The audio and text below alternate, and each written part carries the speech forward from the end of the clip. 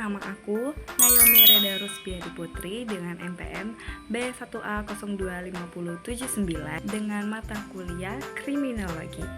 Di video kali ini aku mau memaparkan materi tentang kriminologi dan mengapa ya kita harus belajar kriminologi di Fakultas Hukum. Mengapa seseorang bisa melakukan kejahatan? Apa karena sejak lahir gangguan jiwa atau bahkan tuntutan lingkungan sosial? Nah, pertanyaan-pertanyaan besar inilah yang akan dikaji dalam kriminologi. Secara etimologi, kriminologi itu berasal dari kata victim yang artinya korban atau krimen kejahatan, dan juga logos yang artinya ilmu. Sederhananya, kriminologi itu adalah ilmu yang mempelajari tentang kejahatan. Nah, dalam kriminologi kita membagi faktor kejahatan lewat 3 pendekatan atau teori utama. Yang pertama itu biologi kriminal.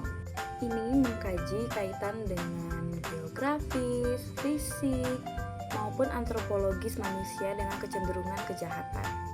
Nah, dalam teori Lombroso, bahwa penjahat itu sudah punya bakat sejak lahir atau born criminal yang diturunkan dari nenek moyang atau diidentifikasi dari ciri fisik. Contoh fisiknya itu kayak rahangnya tegas, hidung pesek, kening cenderung melengkung ke belakang. Nah, dari teori ini itu juga memberikan dampak positifnya, yang dimana kita bisa mengkaji atau mempelajari penjahat bukan dari objeknya saja, tapi bisa melalui subjeknya. Nah, tapi juga punya pengaruh negatif. Apa ya pengaruh negatif? Nah, pengaruh negatifnya itu hakim memiliki prasangka atau praduga terhadap terdakwa yang membebankan terdakwa. Yang kedua itu ada psikologi kriminal. Nah, kejahatan ini itu melihat dari aspek psikologis, konflik emosional, cacat mental dari seseorang, dan juga psikiatris. Kita masuk ke psikoses. Nah, psikoses ini ada 2. Yang pertama itu psikoses organis dan juga psikoses fungsional. Organis itu yang dimana kondisi otak rusak karena kecelakaan atau penuaan. Sedangkan fungsional itu dimana kepribadian pelaku itu terpecah dengan realita. Neuroses, yaitu gangguan saraf tanpa kerusakan organik. Yang ketiga ada psikoneurosis, neurosis yang terjadi karena konflik emosional. Yang keempat, cacat mental, yang dimana seseorang itu memiliki kekurangan inteligensi atau kecerdasan. Sosiologi kriminal mempelajari kejahatan sebagai kenyataan sosial. Hubungan masyarakat dengan kelompok sosial itu dapat menimbulkan kejahatan. Ini menggunakan teori differential association, yang dimana perilaku kriminal itu dipelajari dari interaksi sosial, dan juga teori anomi yang dimana ketidaktaatan mengikuti peraturan-peraturan yang ada di dalam masyarakat. Sekarang kita masuk pada kriminologi era 60-an. Yang pertama ada labeling teori atau teori label. Suatu perbuatan yang menjadi jahat karena masyarakat memberikan label jahat oleh seseorang. Nah, ini tuh ada 2 jenis penyimpangan. Yang pertama itu penyimpangan primer, kenakalan kecil atau kenakalan awal yang biasanya dilakukan oleh remaja. Contohnya coret-coret dinding, bolos. Yang kedua itu ada penyimpangan sekunder, ketika masyarakat itu menangkap atau melabeli anak tersebut sebagai kriminal. Contohnya kayak, coba kamu bayangin deh, kamu nyuri bangga tetangga itu sesekali karena iseng, tapi seisi kampung itu malah ngecap kamu sebagai seorang maling. Lalu kamu dijauhi, dirundung, dan akhirnya kamu berpikiran, ya udahlah, sekalian aja jadi penjahat.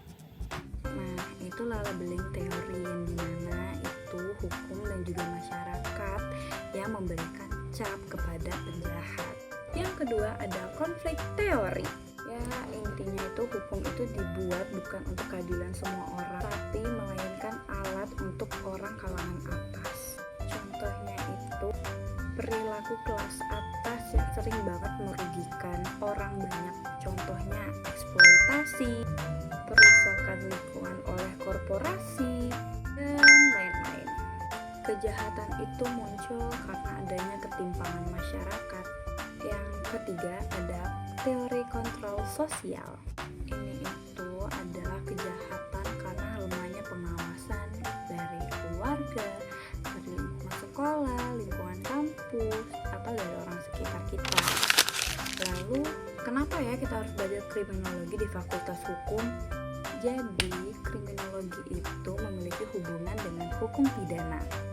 Yang dimana kalau hukum pidana itu fokusnya pada apa, dan kalau kriminologi mengapa? Kalau hukum pidana itu bertugas untuk mendefinisikan perbuatan apa saja yang melanggar hukum, serta sanksi apa yang patut dijatuhkan oleh pelaku kejahatan. Sedangkan kriminologi itu membongkar akar masalah di balik perbuatan tersebut, dan juga ini itu mencegah prasangka negatif terhadap hukum, dan juga mengenali viktimologi atau perlindungan terhadap korban, yang dimana kita itu bukan hanya fokus terhadap kejahatan pelaku, tetapi kita juga fokus kepada hak-hak korban. Nah, sampai di sini aja ya video tentang materi kriminologi. Saya harap kalian semua dan ibu suka dengan video materi yang telah saya berikan. Mohon maaf jika ada kesalahan kata. Terima kasih. Bye.